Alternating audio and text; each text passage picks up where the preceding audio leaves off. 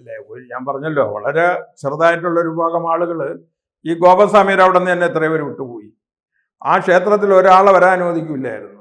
അദ്ദേഹം ഒരു വാക്ക് പറയാൻ കാര്യം, ഞാൻ മരിച്ചാൽ പുറത്ത് പറയരുത്. കാരണം എന്തരായിരുന്നു, ഇദ്ദേഹം മരിച്ചു എന്ന് അറിഞ്ഞാൽ പിന്നെ ഒന്നിനും സമ്മതിക്കില്ല. അതുകൊണ്ട് മകനോട് പറഞ്ഞിരിക്കുകയാണ്, ഞാൻ മരിച്ച ഉടൻ നിങ്ങൾ എൻ്റെ ചടങ്ങുകൾ നടത്തണം. അത്രത്തോളം ഈ ഗോപസ്വാമി ഭയന്നാണ് കഴിഞ്ഞത്.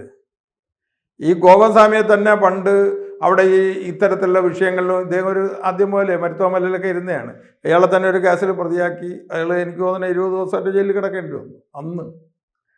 അപ്പോൾ ചില ആളുകൾ ഇപ്പം ഈ ഇദ്ദേഹം സ്വാമിയാണെങ്കിലും അങ്ങനെ പെട്ടെന്ന് പേടിക്കുന്ന ആളല്ല. അതാണ് മക്കളും അങ്ങനെ പേടിക്കുന്നതല്ല. മക്കൾ പറഞ്ഞെല്ലാം സത്യമായിരുന്നില്ലേ, അന്ന് അടിച്ചു കൊന്നു, എടുത്ത് കുഴിയിൽ വെച്ചു എന്നൊക്കെ പറഞ്ഞ് വാർത്തയുടെ ഇടയിൽ അന്ന് തൻ്റെ ഇടമായിട്ട് ഞാൻ അവർക്കൊപ്പം തന്നെ നിന്ന്. എനിക്കറിയാം ഒരു കള്ളമല്ല പറയണേന്ന്, എനിക്ക് വളരെ വർഷങ്ങൾക്ക് മുമ്പ് ഇയാളെ അറിയാം. അപ്പോൾ ഇപ്പോഴും അത് കുറേശ്ശെ പല രൂപത്തിൽ. അന്ന് എനിക്ക് തോന്നുന്നത് ഈ സംഘർഷമൊക്കെ ISS എന്ന പേരിലായിരുന്നു തോന്നുന്നു അന്നത്തെ, നല്ല ഓർമ്മയില്ല. ഇപ്പോൾ അതൊക്കെ തന്നെ വേറെ പേരുകളിലാവണമെന്നേ ഉള്ളൂ. പക്ഷെ സംഭവമല്ല ഒന്ന് തന്നെ അവിടെ നടക്കുന്നത്. ഈ ക്ഷേത്രവുമായി ബന്ധപ്പെട്ട അവർ കൊടുത്ത പരാതി എന്തായിരുന്നു? കൂടുതൽ വാർത്തകളും വിശേഷങ്ങളും നിങ്ങളിലേക്ക് എത്താൻ ABC മലയാളം സബ്സ്ക്രൈബ് ചെയ്യുക, ബെൽ ബട്ടണും അമർത്തുക.